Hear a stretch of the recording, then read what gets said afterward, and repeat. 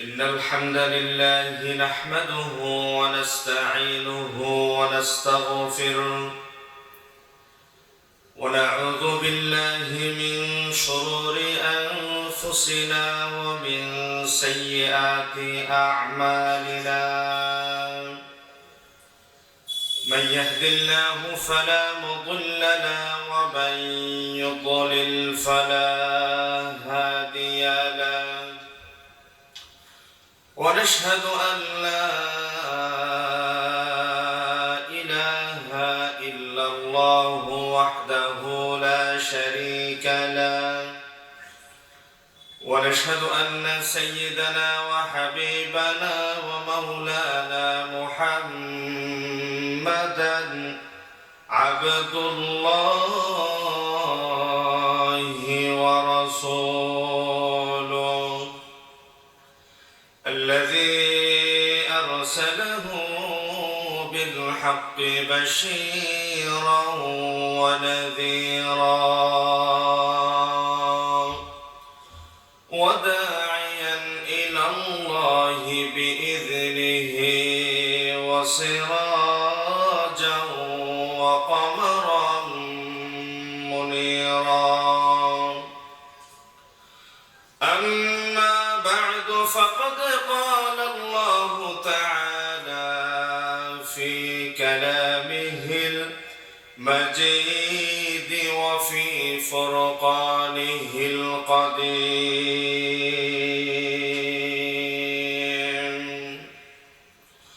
أعوذ بالله من الشيطان الرجيم.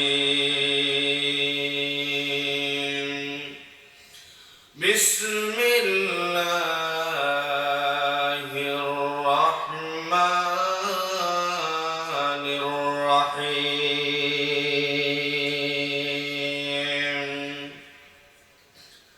نحن نقص عليك نبأهم بالحق إنهم فتية آمنوا بربهم وزدناهم هدى. إن الله وملائكته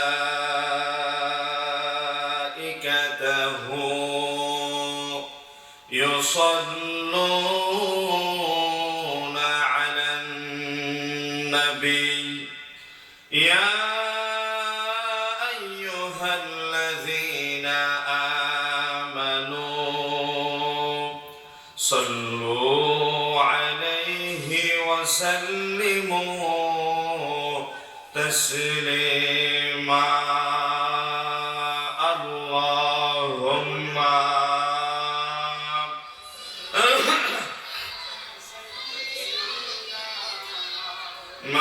مولانا محمد وعلى آل سيدنا.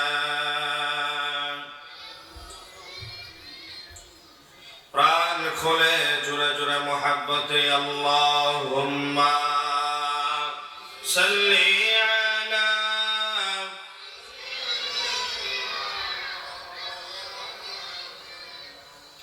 وعلى آل سيدنا.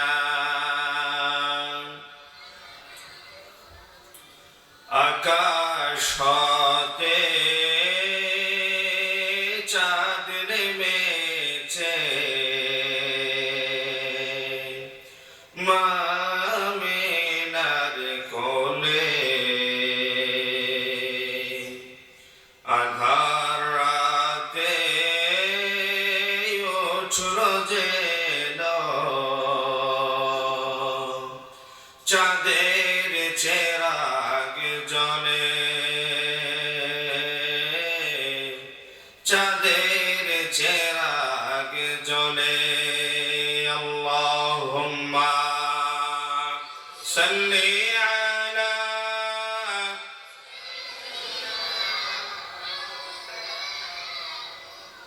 وعلى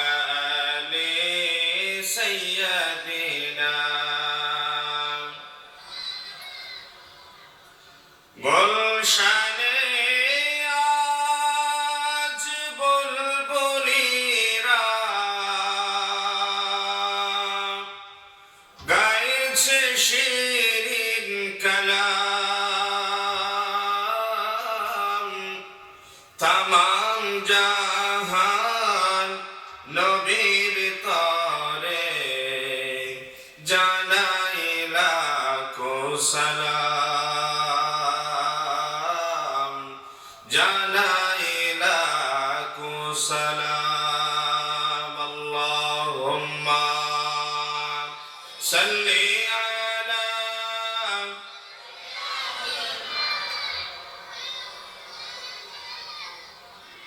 وعلى آل سيدنا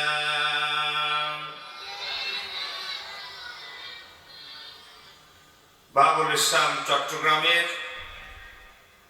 পীর আউলিয়ার পুণ্যভূমি লোহাগাড়া উপজেলার পশ্চিম কলাউজান সমাজ কল্যাণ পরিষদের উদ্যোগে বেশি বিশাল সিরাতুন নবী সাল্লাল্লাহু আলাইহি ওয়াসাল্লাম মাহফিলে শ্রদ্ধাভাজন বরেণ্য সভাপতি মুআজ্জাজ আমন্ত্রিত হযরত উলামায়ে কেরাম,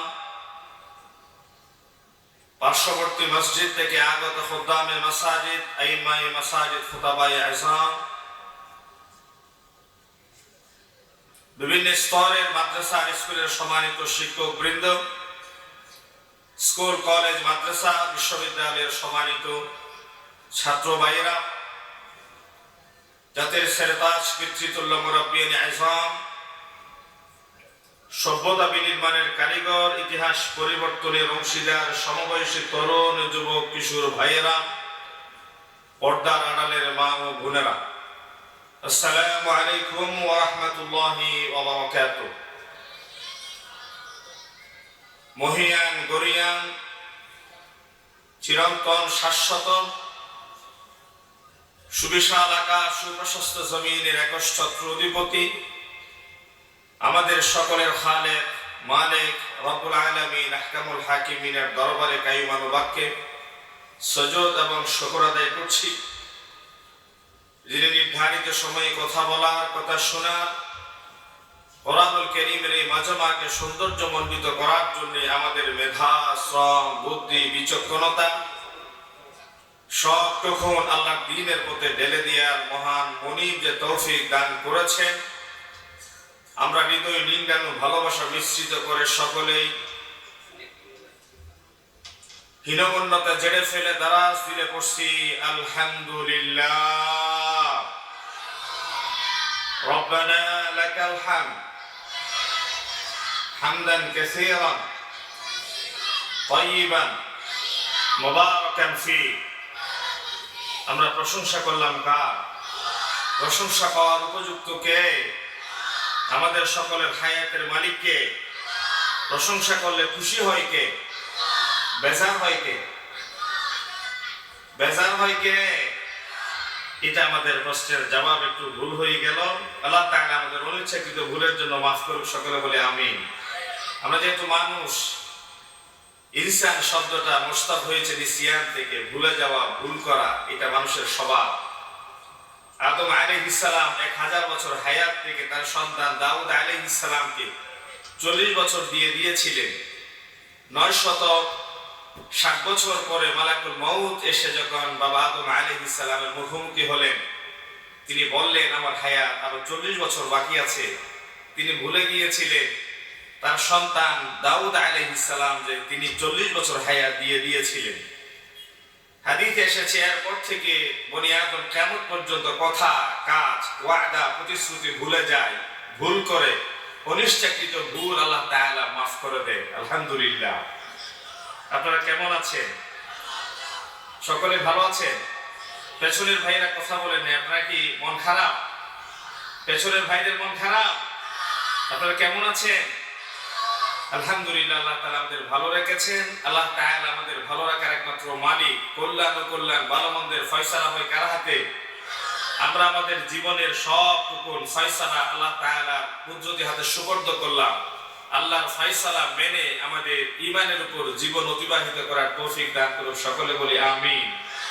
পশ্চিম কলাউজান আজকে দেখিয়ে দিয়েছে ঐতিহাসিক সিরাতুন নবী সাল্লাল্লাহু আলাইহি ওয়াসাল্লাম মাহফিল করে।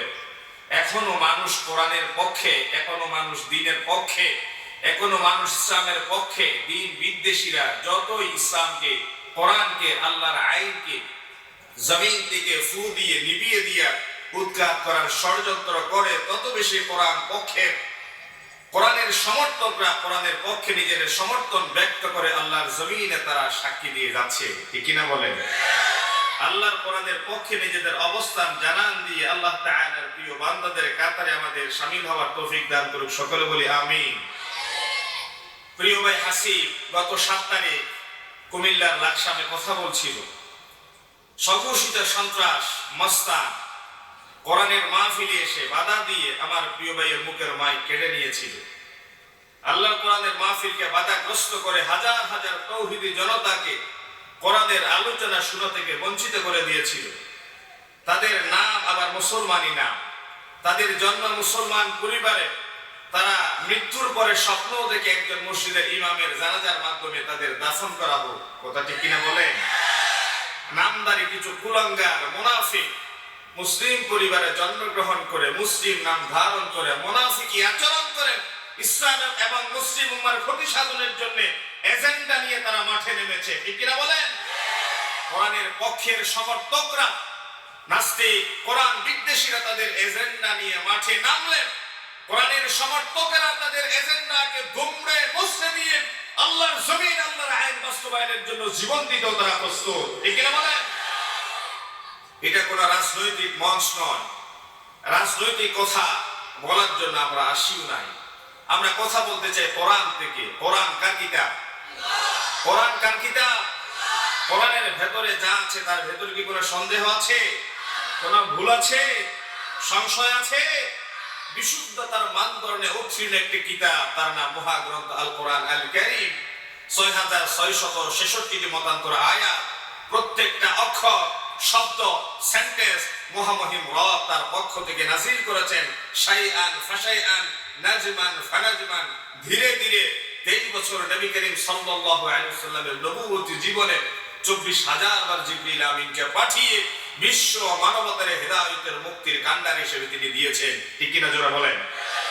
প্রিয় ভাইয়েরা, কোরআনুল কারীমে 114টা সূরার ভেতর থেকে 18 নম্বর সূরা সূরা আল কাহাফের 12 নম্বর আয়াত আপনাদের সামনে তেলাওয়াত করলাম। এই সূরা কাহাফের তেলাওয়াতকৃত আয়াতকে সামনে নিয়ে ঘন্টা খানেক আপনাদের সামনে কথা বলতে চাই। আল্লাহর কোরআন, যার ভেতরে কোনো সন্দেহ নাই, যার ভেতরে কোনো ভুল নাই, যার ভেতরে মতদ্বৈততা নাই, হুবহু আল্লাহ রাব্বুল আলামিন তার নবীর উপর যে কিতাব নাযিল করেছেন সেই কিতাব এখনো পর্যন্ত অবিকৃত অবস্থায় পৃথিবীতে আছে, কিয়ামত পর্যন্ত অবশ্যই থাকবে। কোন কুলাঙ্গার, কোন ভাষাবিদ, কোন সাহিত্যিক, কোন দ্বীন বিদ্বেষী কোরআনের ভেতরে একটা অক্ষর যোজন বা বিয়োজনের সাহস বা সুযোগ পাবে না। ঠিক কিনা বলেন? কারণ কোরআন নাযিল করেছেন কে এবং কোরআনের হেফাজতের দায়িত্ব গ্রহণ করেছেন সে আল্লাহ। আমরা কোরআন থেকে কথা শুরু করি। আল্লাহ রাব্বুল আলামিন আপনাদের সামনে কোরআনুল কারীমের যে আয়াত তেলাওয়াত করলাম সেই আয়াতের ব্যাপারে তিনি বলছেন, আজ আমি তোমাদের সামনে একটা কিসসা, একটা কাহিনী বর্ণনা করতে চাই। সেই কাহিনী তাদের ব্যাপারে যারা জালেমের জুলুমের ভয়ে গুহার ভেতরে ঈমান রক্ষার প্রয়োজনে আশ্রিত ছিল। তাদের ঈমানকে আল্লাহ তাআলা বহু গুণে বাড়িয়ে দিয়ে মাথা উঁচু করে পৃথিবীর সামনে দাঁড়াবার সাহস জুগিয়েছিল। ওই সমস্ত যুবকদের কাহিনী আল্লাহ তাআলা আমাদেরকে শোনাচ্ছেন। কোরআনুল কারীমের সেই সত্য সুন্দর কাহিনী আপনাদেরকে শোনাতে চাই এবং পরিশেষে এই গল্পের ভেতর থেকে, এই কিসসা কাহিনীর ভেতর থেকে আল্লাহ তাআলা আমাদের জন্য কি শিক্ষা রেখেছেন তা উদ্ঘাটন করার এবং আমল করার চেষ্টা করব।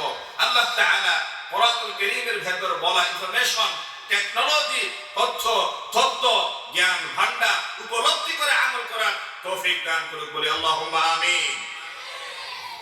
কাহাফ শব্দের অর্থ হচ্ছে গুহা, টানেল। আর আসহাবে কাহাফ মানে হচ্ছে যারা গুহার ভিতরে আশ্রিত ছিল। 7 জন যুবক জালেমের জুলুম থেকে বাঁচার জন্য ঈমান রক্ষার প্রয়োজনে আল্লাহর নির্দেশে গুহার ভিতরে দীর্ঘদিন পর্যন্ত আশ্রিত ছিল।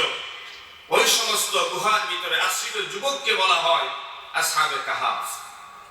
নবী করিম সাল্লাল্লাহু আলাইহি ওয়াসাল্লাম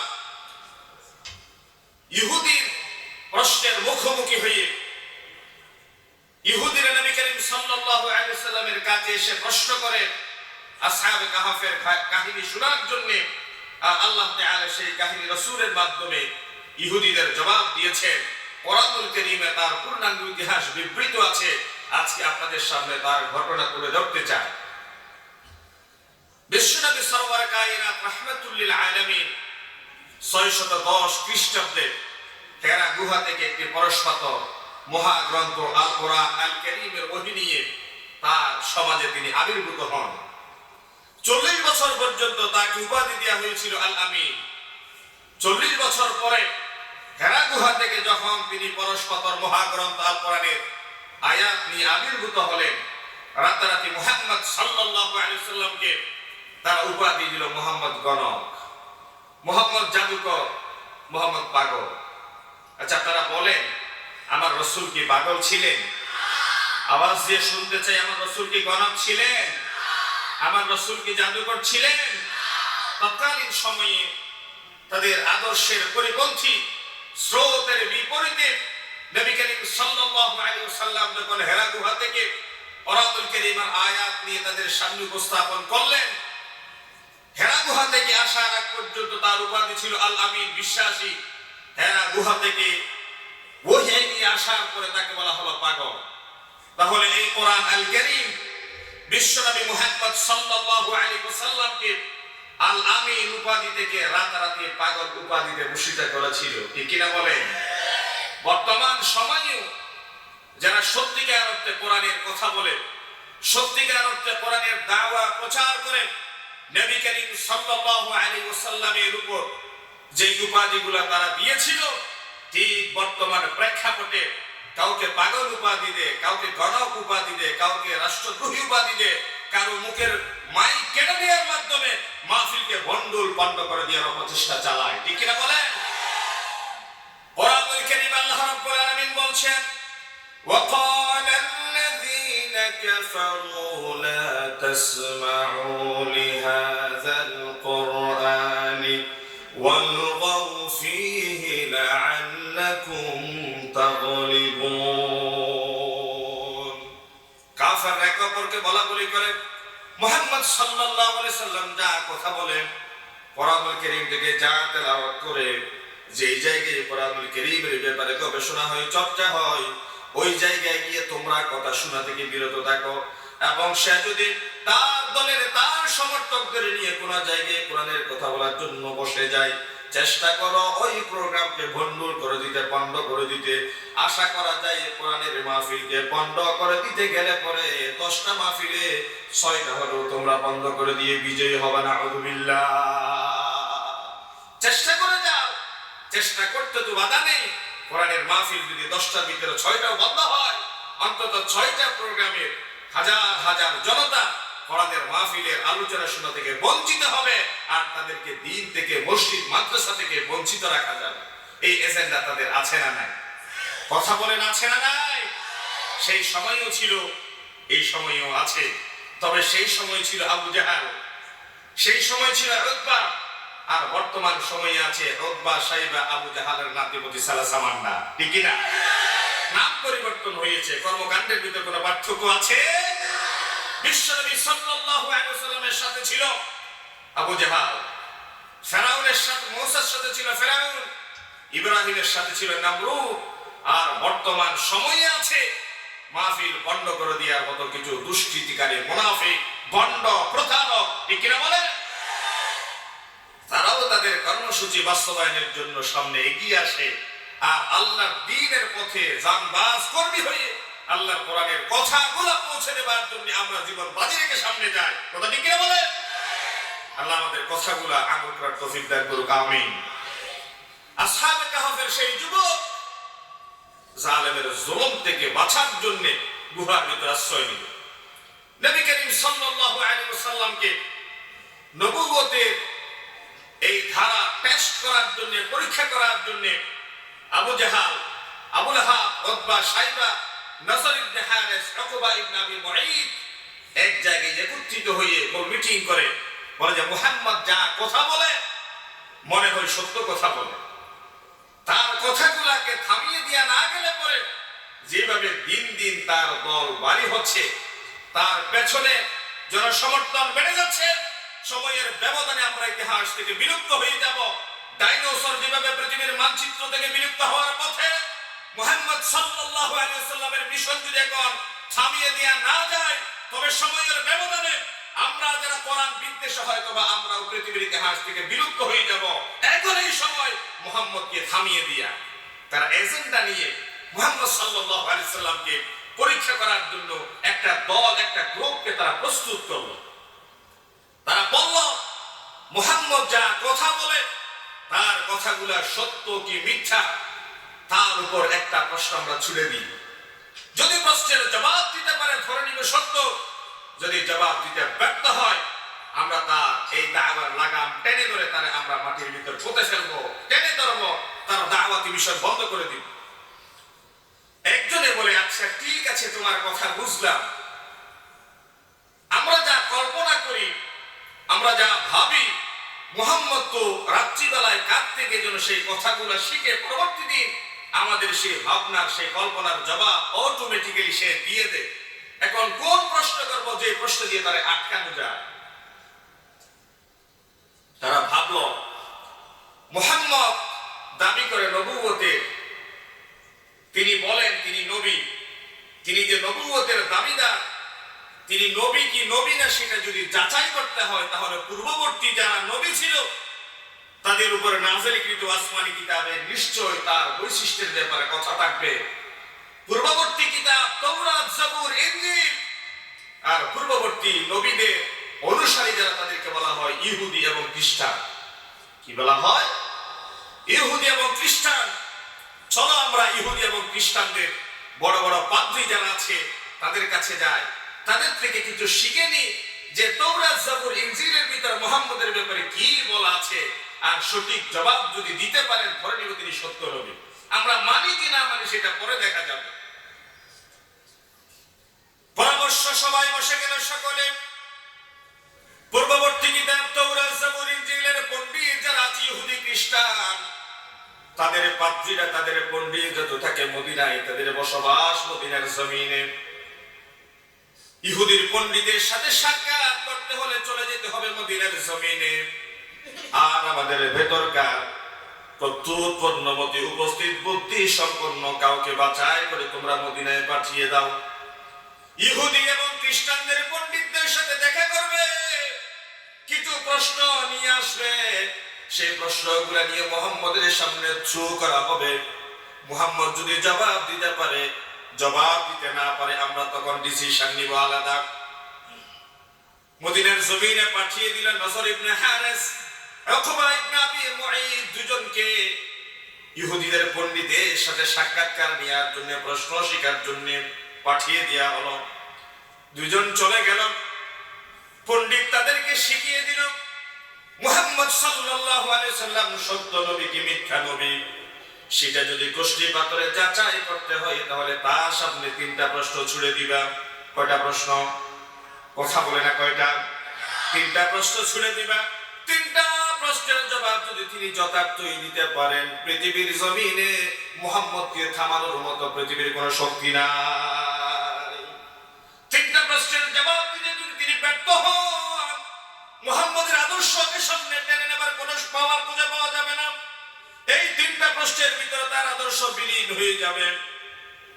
প্রথম প্রশ্ন শিখিয়ে দিল, মুহাম্মদের কাছে গিয়ে তোমরা জানতে চাইবে জালেমের জুলুমের বইয়ে ঈমান রক্ষার প্রয়োজনে যে কতক যুবক গুহার ভিতরে আশ্রয় গ্রহণ করেছিল, ওই সমস্ত গুহার ভিতরে আশ্রিত যুবকদের কাহিনী আমাদেরকে জানাও।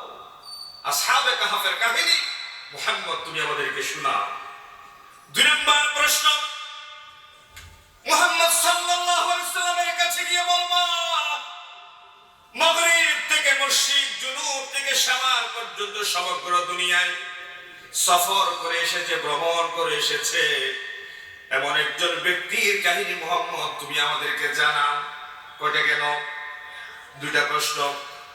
তিন নম্বর প্রশ্ন শিখিয়ে দিল, একজন মানুষ জীবিত কি মৃত সেটা বোঝার কোনো উপায় নাই। একজন মানুষ ততক্ষণ জীবিত থাকে যতক্ষণ তার দেহে রূহ তথা প্রাণ থাকে।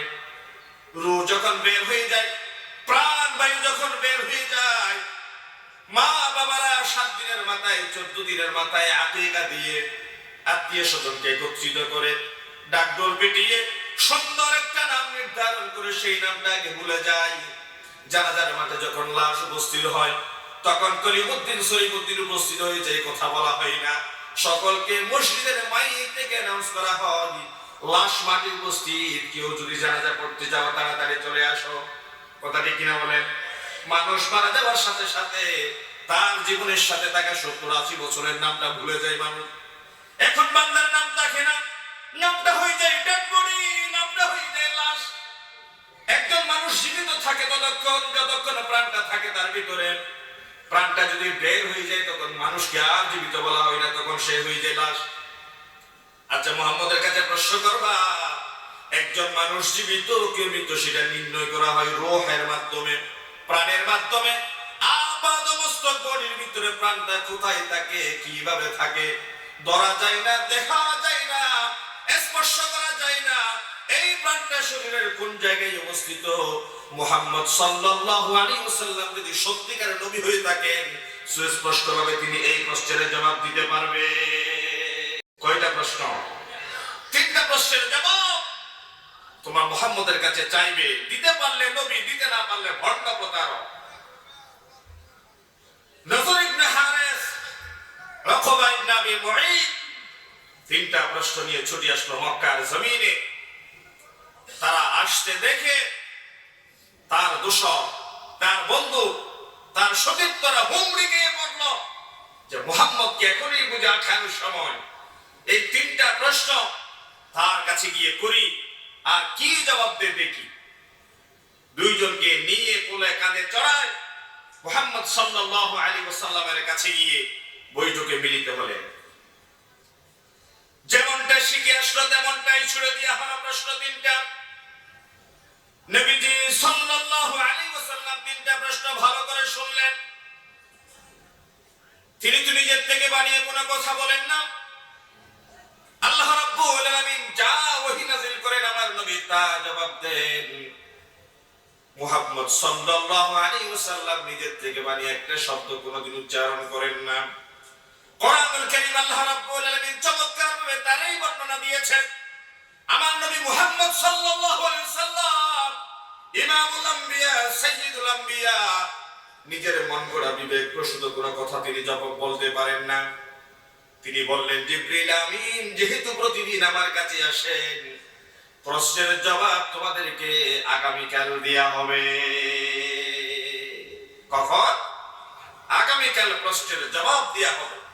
তিনি ভাবলেন, জিবরিল যেহেতু আমার কাছে প্রতিদিন আসেন, একদিন একাধিকবার আসেন, অবশ্যই তিনি আমার কাছে আসবেন আর আগামীকাল তোমাদের প্রশ্নের জবাব দেয়া হবে। কিন্তু দেখা গেল আগামীকাল জিবরিল আমিন আসে না, এরপর দিন আসে না, ডে আফটার টুমরো পরদিন আসে না।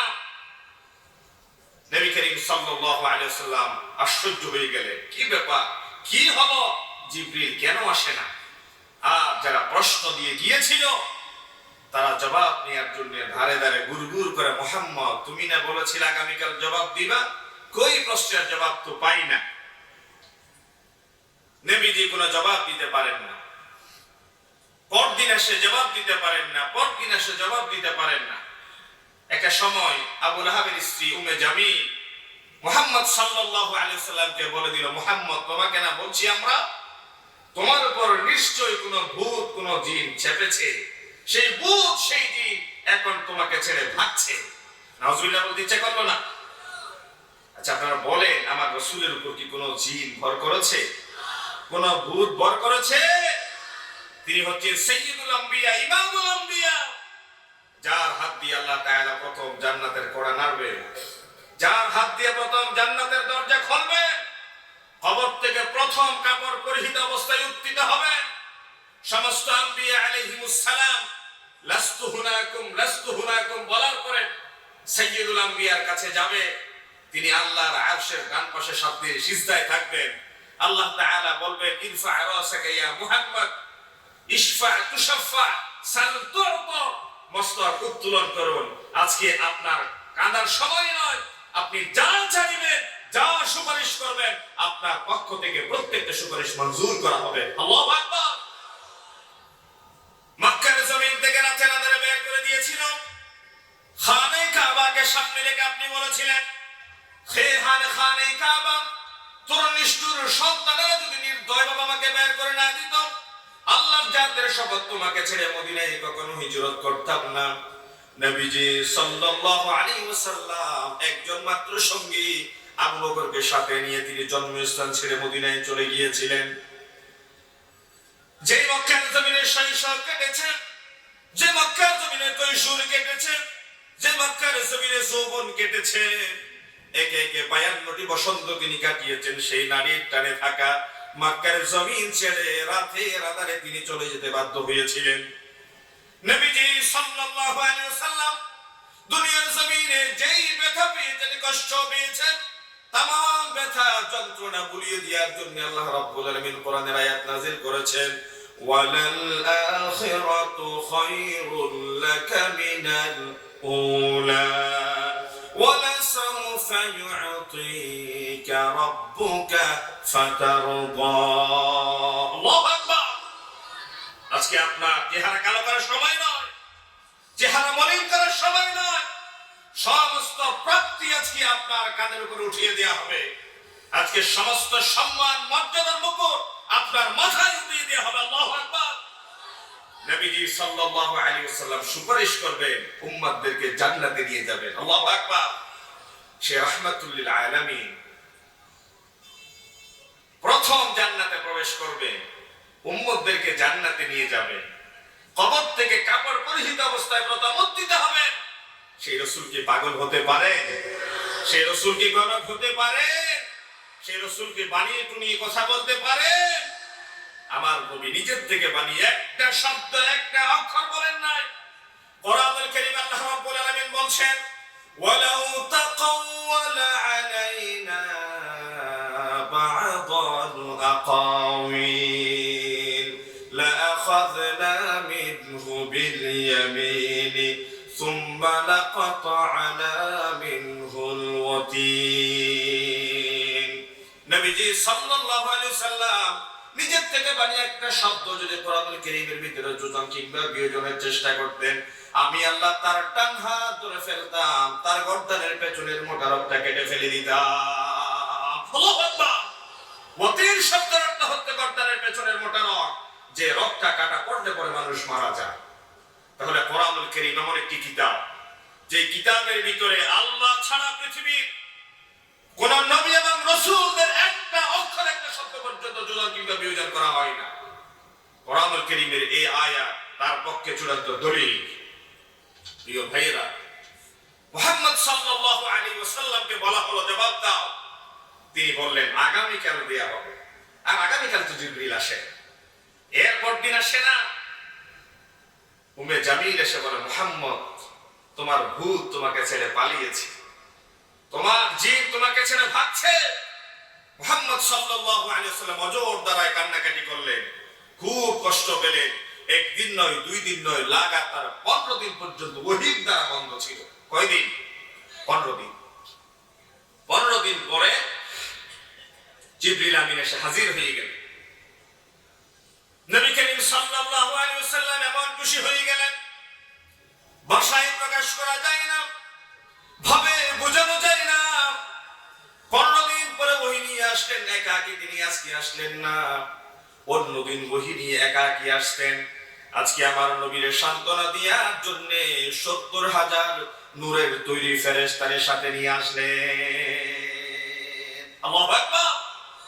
শুধু তাই নয়, প্রিভিয়াস কোরআনুল কারীমের আয়াত নাযিল হতে একটা আয়াত, দুইটা আয়াত, ছোট্ট একটা সূরা, আল্লাহ রাব্বুল আলামিন নবীজি সাল্লাল্লাহু আলাইহি ওয়াসাল্লামকে সান্ত্বনা দেওয়ার জন্য ছোট্ট একটা সূরা দিয়ে পাঠান নাই, এক দুইটা আয়াত দেন নাই, লাগাতার 110 খানা আয়াত সম্বলিত পরিপূর্ণ একটা সূরা দিয়ে বিশেষ মর্যাদা সহ জিবরিল আমিনকে পাঠিয়ে দিয়েছে।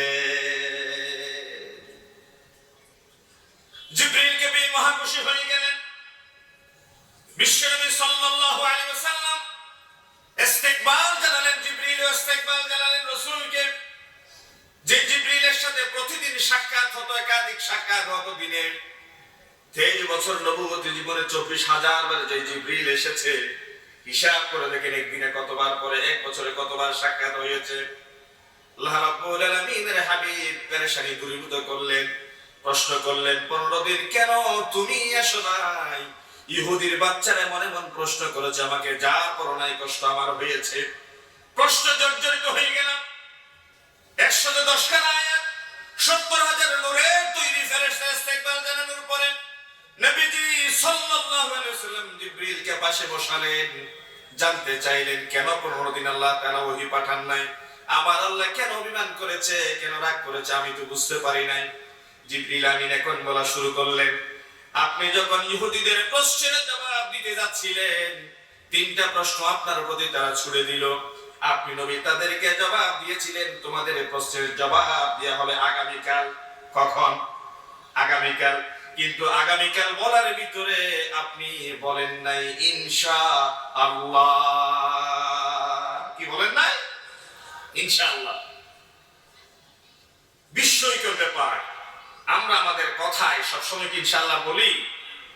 ইনশাআল্লাহর পাওয়া, ইনশাআল্লাহর গুরুত্ব কত ব্যাপক, ইনশাআল্লাহর পরিধি কত বিস্তৃত দেখে রাসূলুল্লাহ ইনশাআল্লাহ বলেন নাই দেখে লাগাতার 15 দিন পর্যন্ত ওহীর দ্বারার উপর আল্লাহ সিলসিলা করে দিলেন। কোরআনুল কারীমের আয়াত নাযিল হয়ে গেল। ইন ফিউচারের কোন কথা যদি বলতে হয়, ভবিষ্যতের কোন কথা যদি আপনাকে মুখে আনতে হয়, ওয়ালা তাকুলান্না লিশাইইন ইন্নী ফাইলু যালিকা গাদা ইল্লা আইয়াশা আল্লাহ। আল্লাহু আকবার।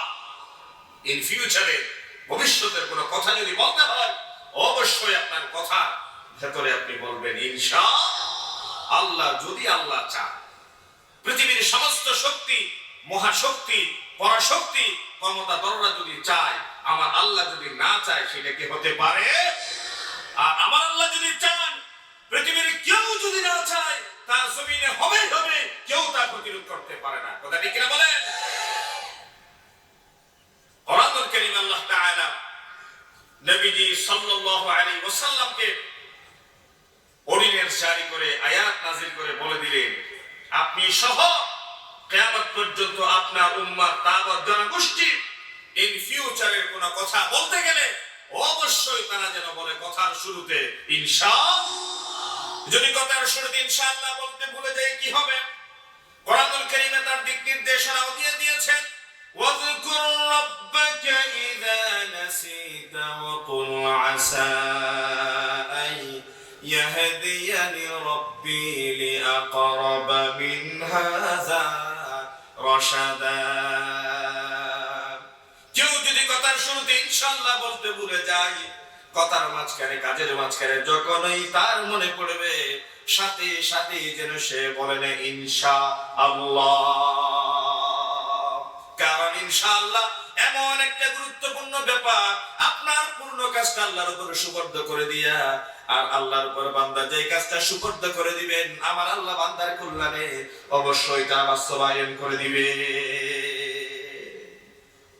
বান্দা যদি নিজে স্বাবলম্বী মনে করে, বান্দা যদি নিজের পরিপূর্ণ মনে করে আল্লাহর উপর আস্থা এবং বিশ্বাস হারিয়ে ফেলে, আমার আল্লাহর পথে কাজটা ন্যস্ত না করে, আল্লাহ রাব্বুল আলামিন ওই কাজের জিম্মাদার বান্দার উপর ছেড়ে দে। তোর কাজের জিম্মাদারি তোর উপর ছেড়ে দিলাম, তোর শক্তিতে, তুই ধনে, তোর জলে পারলে তুই করে দেখা। কোরআনুল কারীম আল্লাহ রাব্বুল আলামিন এই জন্য বলছেন, ওয়া মা তাশাউনা ইল্লা আইয়াশা আল্লাহু রাব্বুল আলামিন। দুনিয়ার तमाम শক্তি পরাশক্তি চাইলেও আমার আল্লাহ যদি না চাই, তা কোশ্চিন কালেও বাস্তবায়ন হতে পারে না। পারে? ফাইনা তাযহাবুন। আল্লাহ বলছে, বান্দা খাওয়াই করে আমি, বাঁচিয়ে রাখলাম আমি, অক্সিজেন দিলাম আমি, তোর নিষিদ্ধ কার্বন ডাই অক্সাইড গাছের জন্য খাদ্য বানালাম আমি, মায়ের পেটের ভিতরে সন্তানকে সুরক্ষা দিলাম আমি, ঘর ভর্তি মানুষের জন্য রিজিকের বন্দোবস্ত করলাম আমি। তুই যখন ঘুমিয়ে যাস, তখন সাপ, বিচ্ছু, পিঁপড়া আপনার চারিপাশে ঘুরঘুর করে, কিন্তু একটা মশা, একটা মাছি, একটা পিঁপড়া, একটা বিচ্ছু যদি কোনো মানুষের ঘুমের করে কানের ভিতরে ঢুকে যায়, তার কষ্টের সীমা থাকে না। ঠিক কিনা বলেন?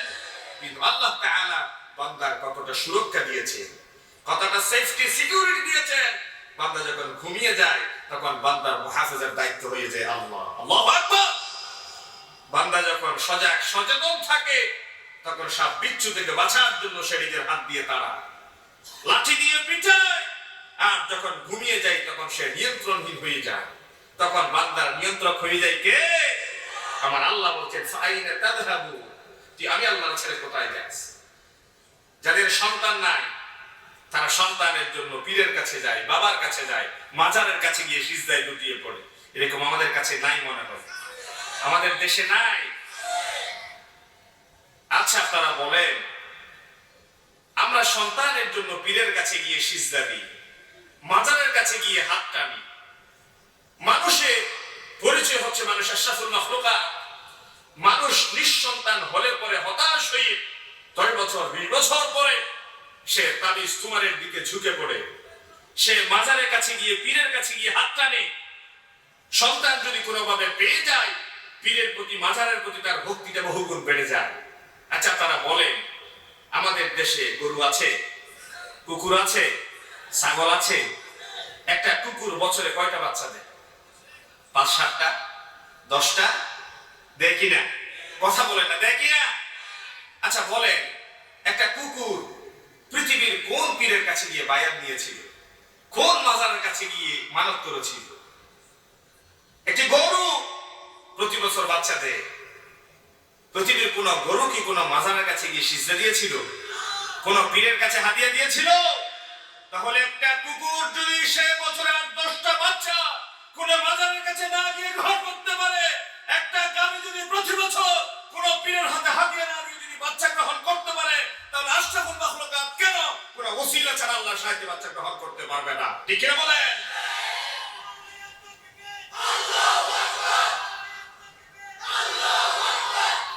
পৃথিবীর মানুষের মায়ের পেটে সন্তান দিয়া মালিককে, সর্বময় ক্ষমতার একমাত্র মালিককে, মানুষের ভাগ্যের জায়গা ঘুরিয়ে দেন কে? সে আল্লাহর সাহায্য ছাড়া বাঁচার কোন উপায় আছে? মানুষ ঘুমিয়ে পড়লে তার নিয়ন্ত্রক হয়ে যান আল্লাহ। আর নওমাহুল মাউত, ঘুম হচ্ছে মৃত্যুর ভাই। একজন মানুষ মারা যাওয়ার ঘুমানোর পরে তিনি নাক ডাকেন, ঘুমে কথা বলে, আবুল তাবুল বকতে থাকে, অনেক সময় স্ত্রীকে ডিভোর্সও দিয়ে দেন। এই কথা তার নিয়ন্ত্রণের বাইরে বলে ফুকাহায়ে কেরামরা ফতোয়া দিয়েছেন, ঘুমের ঘরে কেউ যদি 3 তালাক নয়, এর চেয়ে বেশি তালাক দেয়, তার স্ত্রীর উপর তালাক পতিত হবে। যেহেতু রুফিআল কালামু আনিস সাবিয়্যি ওয়াল হুলুম ওয়াল মাজনুন, শিশুর উপর শরীয়ত নাই, ঘুমন্ত মানুষের উপর শরীয়ত নাই, পাগলের উপর শরীয়ত নাই।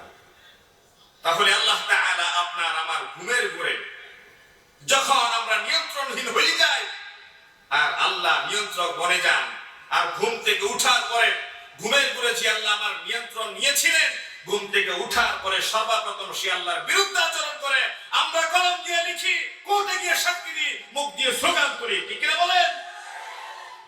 আপনি যখন মুখ দিয়ে চিৎকার করে মানব রচিত মতবাদের আদর্শ প্রতিষ্ঠার পক্ষে স্লোগান তোলেন, আল্লাহ চাইলে মুহূর্তের ভিতরে আপনার কণ্ঠের সে আওয়াজ কেড়ে নিতে পারেন। আপনি যে হাত দিয়ে নারীর সৌন্দর্য, প্রাকৃতিক সৌন্দর্যের উপর লেখালেখি করেন, আপনি বস্তুবাদী চিন্তাশীল হয়ে আল্লাহ তাআলার অস্তিত্বকে ভুলে যান, সে আল্লাহ চাইলে আপনাকে 16 আনা ব্রেনকে 14 আনা করে দিয়ে ল্যাংটা পাগল বানিয়ে দিতে পারেন। পারেন কিনা? তাহলে ফাইনা তাযহাবুন, আল্লাহ বলছেন বান্দা তুই আমার ছেড়ে কোথায় যাস? আলাইসা আল্লাহু বিকাফিন আবাদা, আমি কি তোর জন্য যথেষ্ট নই?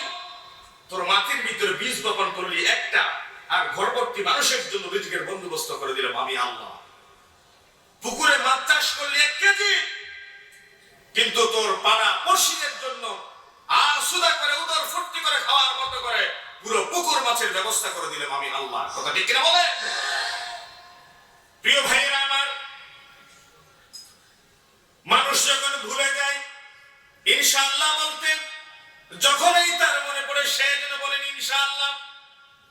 কারণ আল্লাহ রাব্বুল আলামিনের উপর বান্দা যখন তার কাজের শুকরদের বার ছেড়ে দেয়, আল্লাহ রাব্বুল আলামিন তখন বান্দার ওই কাজটা যথার্থ রূপে তিনি আঞ্জাম দিয়ে দেন। আর আল্লাহর জিম্মাদারিতে যখন কোনো কিছু চলে যায়, বান্দা নির্বিকার থাকলেও আল্লাহ বান্দার সফলতা দিয়ে দেয়।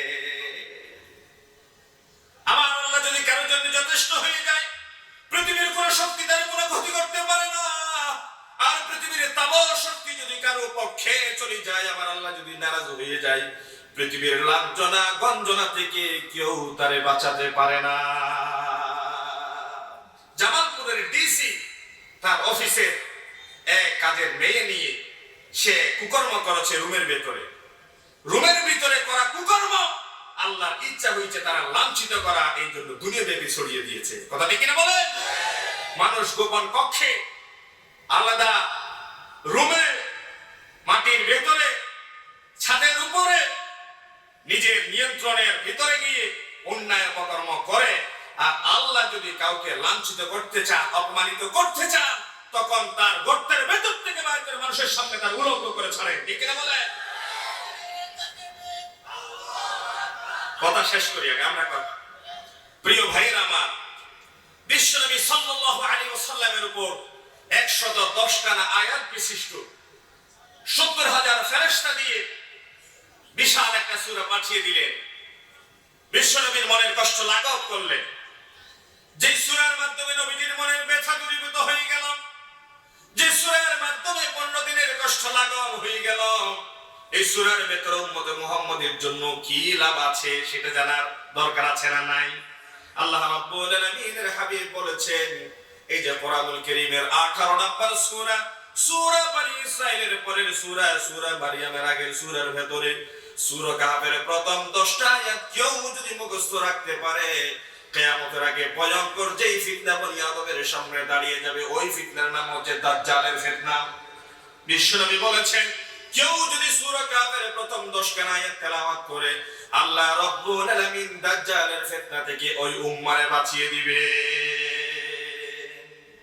শুধু তাই নয়, কেউ যদি জুমার নামাজের দিন সূরা কাহফ তেলাওয়াত করে, বিগত একটা সপ্তাহে তার হাত দিয়ে, মুখ দিয়ে, নাক দিয়ে, শরীরের অঙ্গ প্রত্যঙ্গ দিয়ে যা কিছু সগীরা গুনাহ, ছোট ছোট পাপ সংগঠিত হয়েছে, একদিনের সূরা কাহফ তেলাওয়াতের ভেতরে বিগত একটা সপ্তাহ 7 দিনের সগীরা গুনাহ সমূহ আল্লাহ তাআলা maaf করে দেন।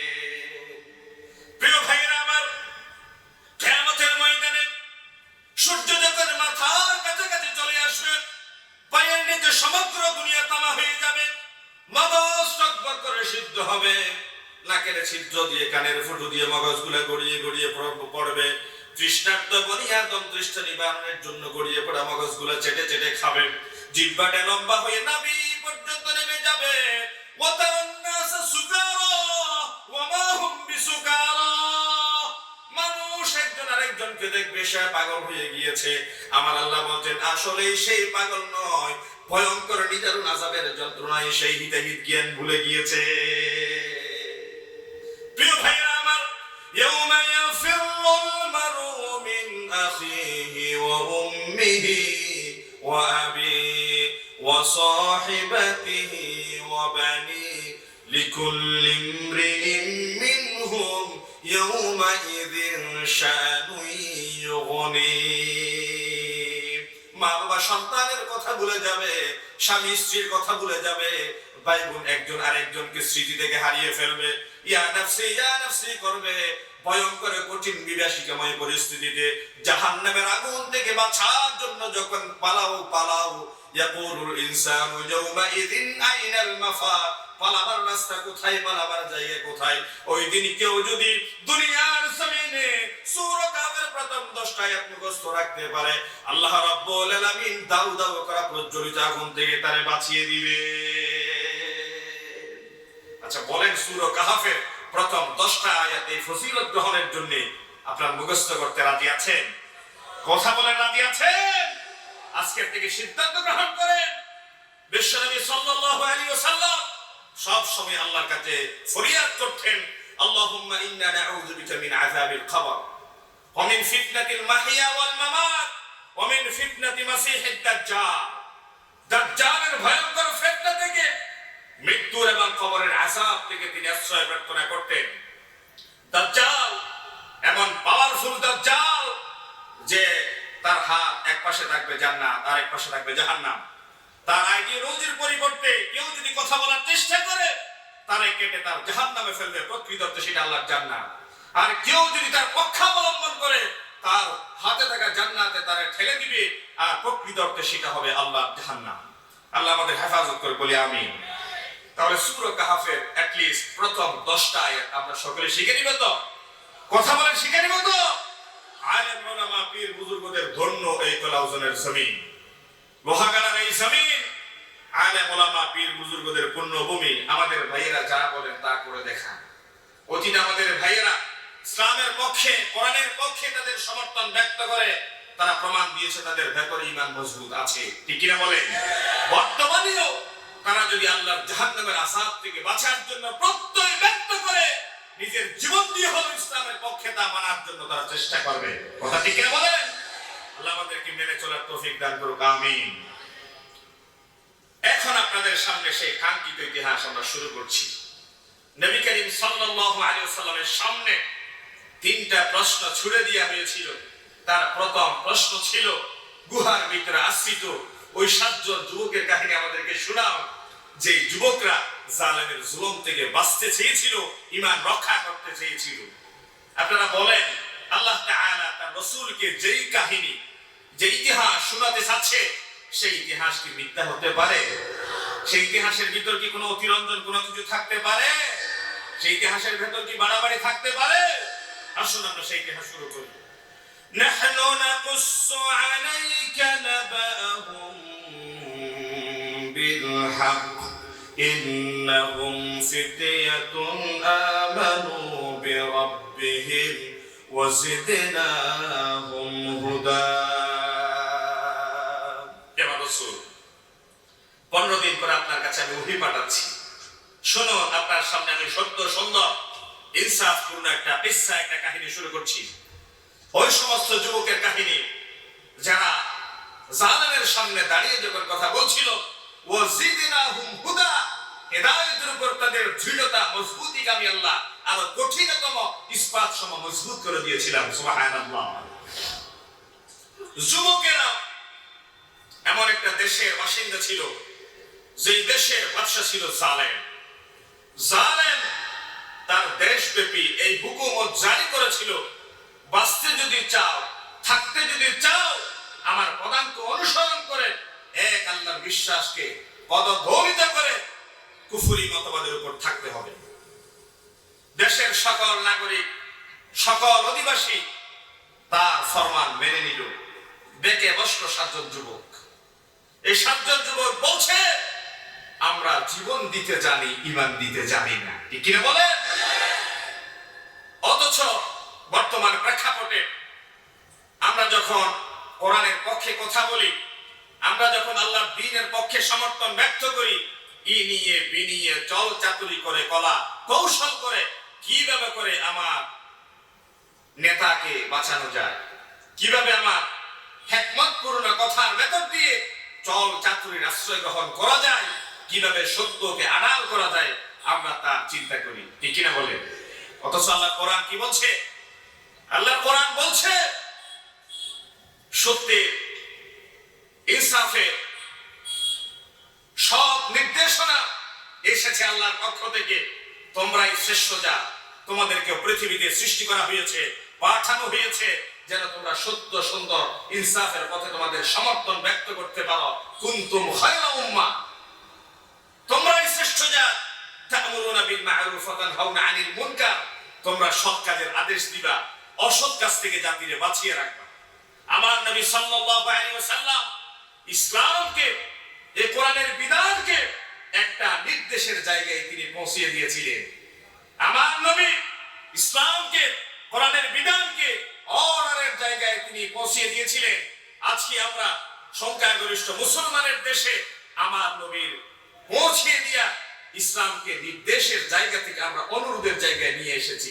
উদাহরণ দিলে বুঝবেন কিভাবে। আমরা এই মাহফিলের আঞ্জাম দিতে গিয়ে, একটা ধর্মীয় কোন অনুষ্ঠান করতে গিয়ে প্রশাসনের কাছে অ্যাপিল করি, আবেদন করি, দরখাস্ত লিখি, আমরা পশ্চিম কলাউজন সমাজ কল্যাণ পরিষদের উদ্যোগে একটা কোরআনের মাহফিলের আয়োজন করতে যাচ্ছি। মেহেরবানি করে, দয়া করে আপনি যদি সেই প্রোগ্রামে অনুমতি দিয়ে আমাদের বাধিত করে। লেখা হয় কি হয় না? কথা বলে না, হয় কি হয় না? নবী করিম সাল্লাল্লাহু আলাইহি ওয়াসাল্লাম বলছেন, বলছেন এটা হবে, এটা হবে না।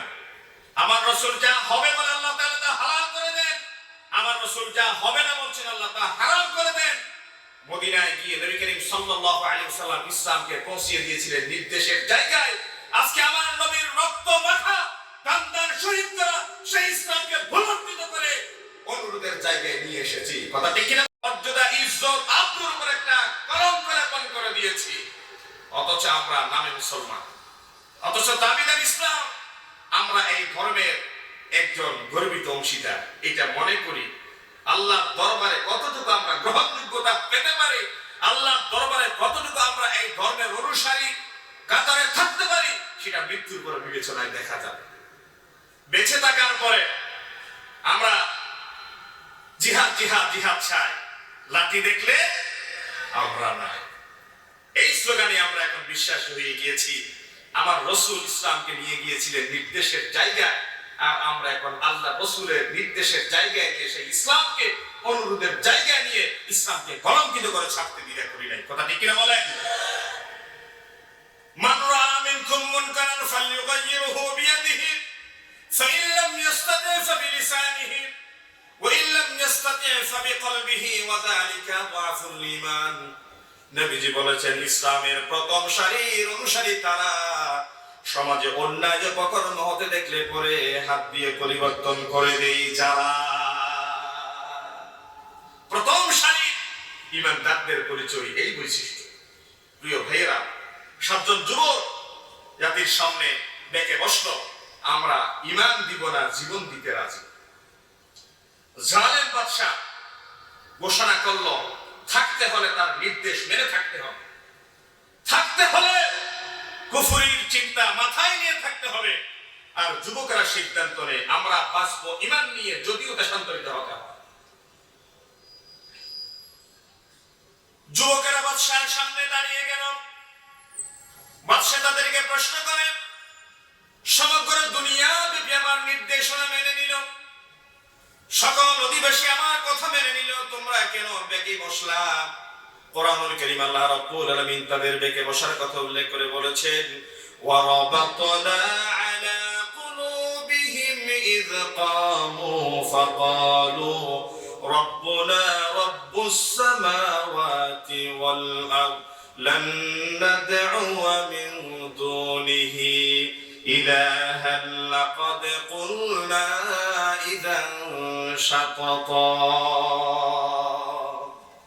জালিমের সামনে যখন দাঁড়িয়ে তারা কথা বলছিল, আল্লাহ রাব্বুল আলামিন বলছেন ওয়ারাবাতনা আলা কুলুবিহিম, তাদের অন্তরের ভিতরে আমি আল্লাহ ঈমানকে মজবুত করে দিয়েছিলাম। লান নাদ'উ মিন দুনিহি ইলাহা, আমার আল্লাহ ছাড়া যদি অন্য কোন রবের দিকে, অন্য কোন মাবুদের দিকে মস্তক ঝুঁকানোর জন্য তোমরা আমাদেরকে বাধ্য করো, জীবন দিয়ে দিব, তারপরে কলিজার ভিতরে থাকা ঈমান দিতে রাজি হব না। আল্লাহু আকবার। তোমরা যারা আমাদেরকে মৃত্যুর ভয় দেখাও, তোমরা যারা আমাদেরকে ধর্মান্তরিত করার ভয় দেখাও, পাশ্চাত্য সভ্যতা কৃষ্টি কালচার আমাদের উপর চাপিয়ে দেওয়ার জন্য তোমাদেরকে চল চাতুরি শয়তান ফন্দি পলিসি করে আমাদের উপর চাপিয়ে দেয়, আমরা আমাদের জীবনের ঝুঁকি, আমরা আমাদের জীবনের এই রিস্ক আমাদের বুক পকেটে নিয়ে ঘুরি। ঠিক কিনা বলেন? আমরা জীবনের উপর মৃত্যুর ঝুঁকি নিতে চাই। আমরা সেই জাত হযরত হুসাইন রাদিয়াল্লাহু তাআলা কারবালার প্রান্তরে ইয়াজিদের সেই নির্দেশনা যদি তিনি মেনে নিতেন তাহলে তিনি বেঁচে থাকতে পারতেন। হযরত হুসাইন বলছে, কারবালার প্রান্তরে হুসাইন যদি আজকে মাথা উঁচু করে ইয়াজিদের নির্দেশনা মেনে নিয়ে ফিরে যায়, তাহলে সমগ্র মুসলিম মিল্লাতের কর্তা দ্বিখণ্ডিত হয়ে যাবে। ঠিক কিনা বলেন? আজকে ফরাদপুরে একজন হুসাইনের কর্তার যাবে, কিয়ামত পর্যন্ত সমগ্র মুসলিম মিল্লাতের কর্তা রুসু হয়ে থাকবে। ইসলাম জিন্দা होता है हर কারবালা के बाद। তারা সেই দিন হযরত হুসাইনের গর্দানকে শরীর থেকে দ্বিখণ্ডিত করার মাধ্যমে ধরে নিয়েছিল। ইসলামকে তারা ফরাদপুরে দাফন করে দিয়েছে। তারা বুঝতে পারে নাই হযরত হুসাইনের শরীর থেকে ঝরে পড়া প্রতিটি রক্তের ফোঁটা থেকে লক্ষ লক্ষ হুসাইন জন্ম নিয়েছে। বিশ্বব্যাপী ইসলামের বিপ্লব কায়েম হয়েছে, তারা সেদিন বুঝতে পারে নাই। ঠিক আছে?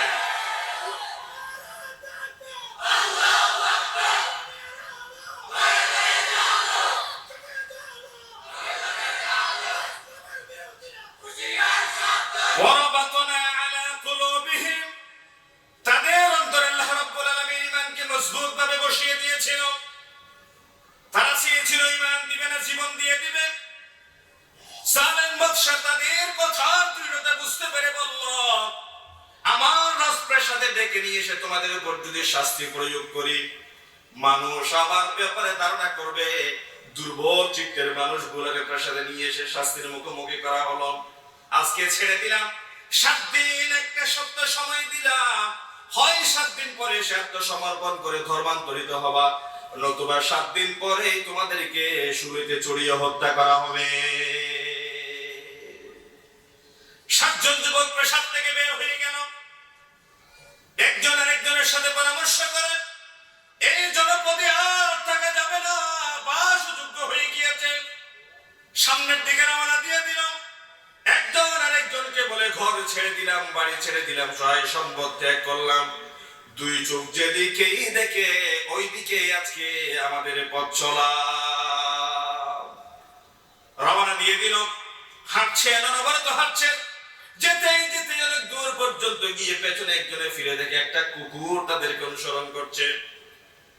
প্রাণের সপ্তগুণ শক্তি দিয়ে, শরীরের সপ্তগুণ শক্তি দিয়ে কুকুরকে তাড়াবার জন্য তারা প্রাণান্তকর প্রচেষ্টা চালালো। তারা দৌড়াইলে কুকুর কিছু দূর পেছনে দৌড়ে যায়, আবার তারা হাঁটলে কুকুর পেছনে পেছনে তাদেরকে অনুসরণ করে। একবার দৌড়ায়, দুবার দৌড়ায়, 3 বার দৌড়ায়। কুকুর যখন তাদের পিছু ছাড়ে না, তারা বলে, যাক কুকুর আমাদের সাথে আসুক। যেতে যেতে সামনে পেল একটা গুহা। গুহার ভিতরে দিয়ে তারা আশ্রয় গ্রহণ করলো। একটু থামলো। কুকুরও তাদের পিছু পিছু গিয়ে গুহার মুখে কুকুর দাঁড়িয়ে যায়। জিহ্বাটা বের করে দিল, 2টা পায়ের উপরে বসে সামনের 2টো পা খামের মতো থামের মতো করে, খাম্বার মতো করে দাঁড়া করিয়ে দিল। চোখ 2টো বড় বড় করে কুকুর তাদের দিকে দেখে আছে। তাদের দিকে দেখে আছে কুকুর।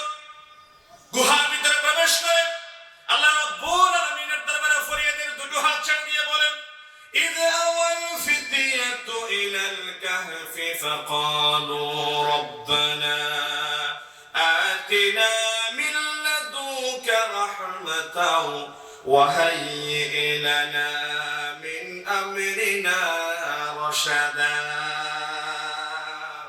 রাব্বানা আতিনা মিন লাদুনকা রাহমা, হে আমার রব আল্লাহ, জালেমের জুলুম থেকে পালিয়ে আসলাম, গুহার ভিতরে আশ্রয় গ্রহণ করলাম। ওয়া হাইয়্ লানা মিন আমরিনা রাশাদা, আমাদের জন্য তুমি সত্য সুন্দর একটা পথের ব্যবস্থা করে দাও, আমাদেরকে সুরক্ষা দাও, নিরাপত্তা দাও। তুমি আল্লাহ ছাড়া কেউ আমাদেরকে নিরাপত্তা দিতে পারে না, সুরক্ষা দিতে পারে না। তারা দোয়া করলো।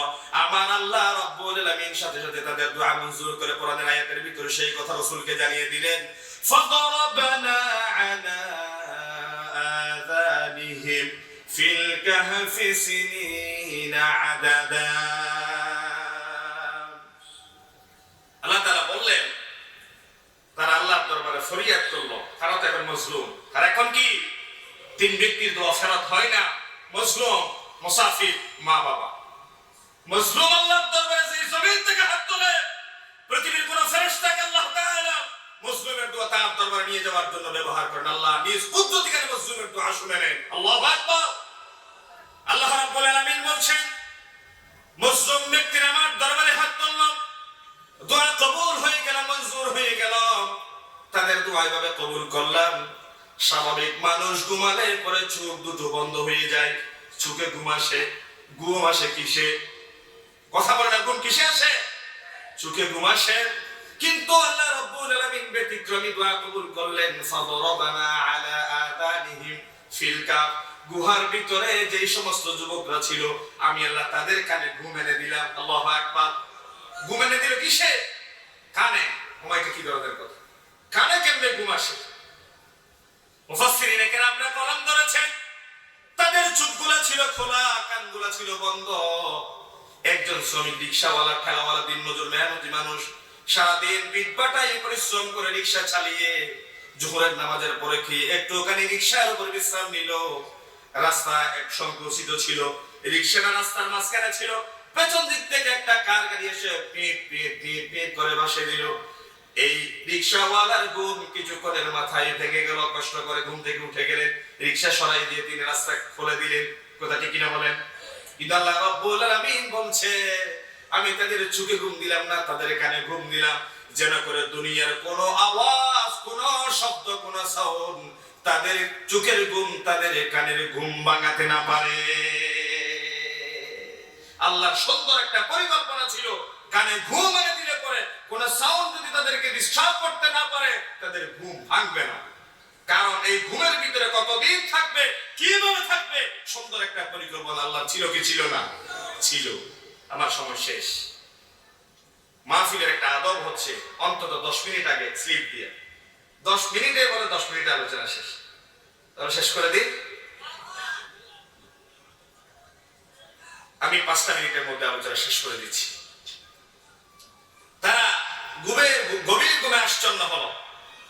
এক ঘুমে কোরআনুল কারীম বলছে তারা ছিল 309 বছর। কয় বছর? ফিল কাহফি সিনিনা আদাদা। আল্লাহ তাআলা বলেন কয়েক বছর আমি তাদেরকে ঘুমে রেখে দিলাম। আল্লাহ বলেন কয়েক বছর। আল্লাহর ঘুম যদি আল্লাহ যদি বলেন কয়েক বছর ঘুমে রেখে দিয়া, আল্লাহর কয়েক বছর এটা কি কোনো স্বাভাবিক বছর?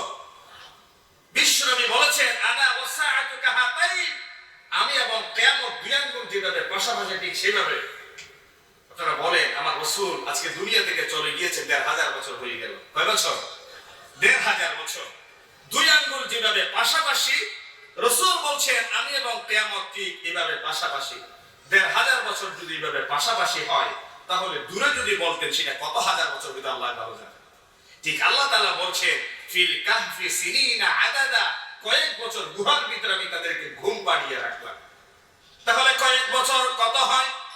কোরআনুল কারীম আল্লাহ রাব্বুল আলামিন তার জবাব দিলেন ক্বালা কাইলুম মিনহুম কাম লাবিসতুম, আমরা কতদিন ঘুমেছিলাম, কতদিন পরে উঠলাম?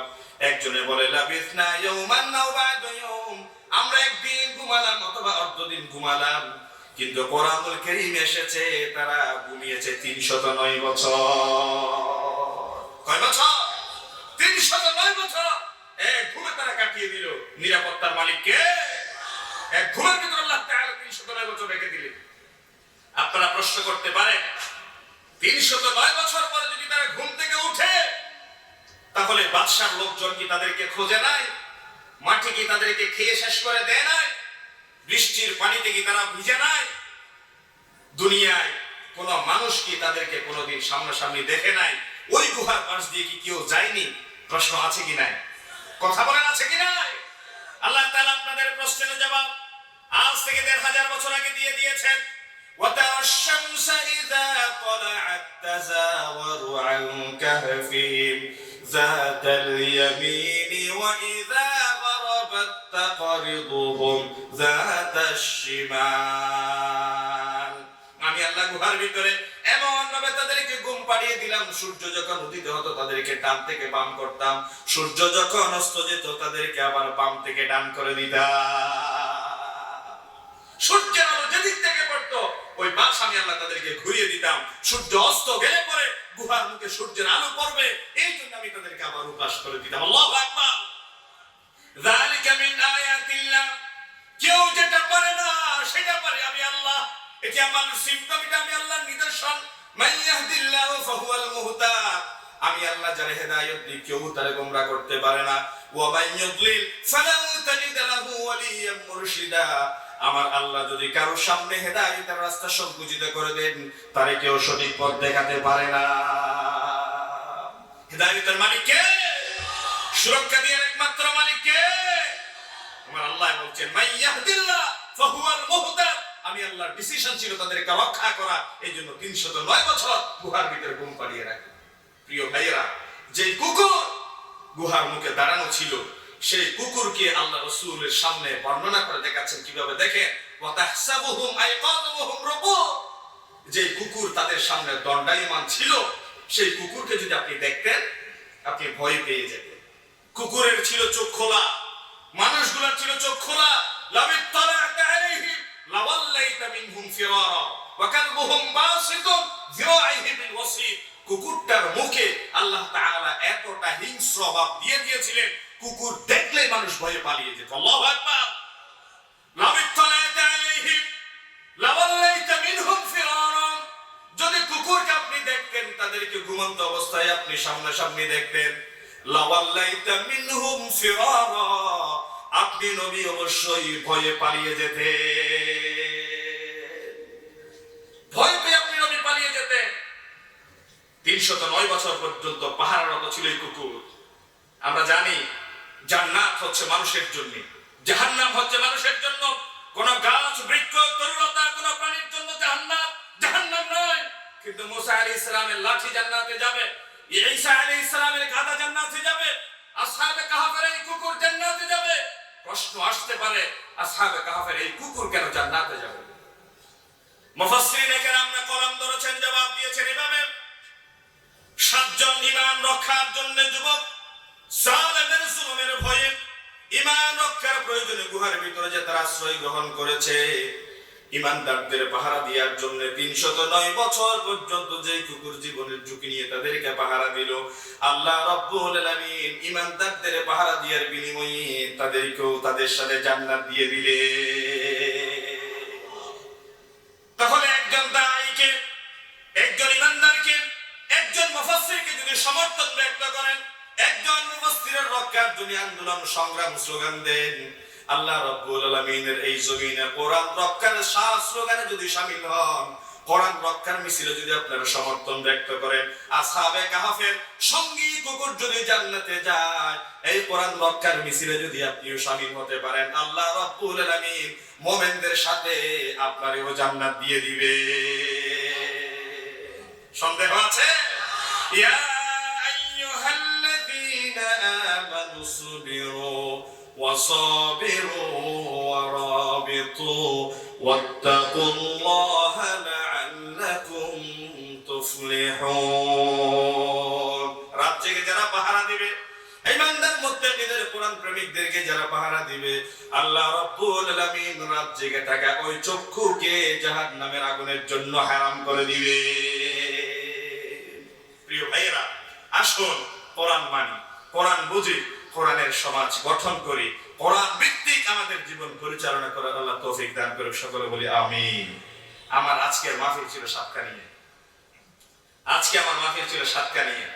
আমি হাসিবুর রহমান, মৌলানা শরীয়তুল্লাহ জিহাদি, আমরা 3 জন ছিলাম সাতকানিয়ায় একটা জায়গায়। ওই প্রোগ্রামটা কোনো কারণে হচ্ছে না। আমি একটা প্রোগ্রামে বসেছিলাম, রাত্রে একটা মিটিংয়ে আমার এক ভাই ফোন করলো, আপনাকে কষ্ট করে আসতে হবে।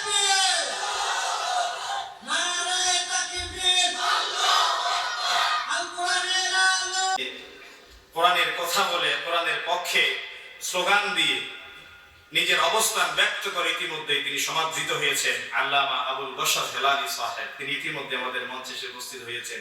আল্লাহ প্রিয় ভাইকে সুস্থতার সাথে দরাজ দিলে হিম্মত নিয়ে কথা বলার, যে কথাগুলো তিনি ওই মাহফিলে বলতে পারেন নাই, ওই কথাগুলো সহ এখানে যেন বলতে পারেন। আল্লাহ সাহস দেন, শক্তি দেন, তৌফিক দান করুন। সকলে বলি আমিন।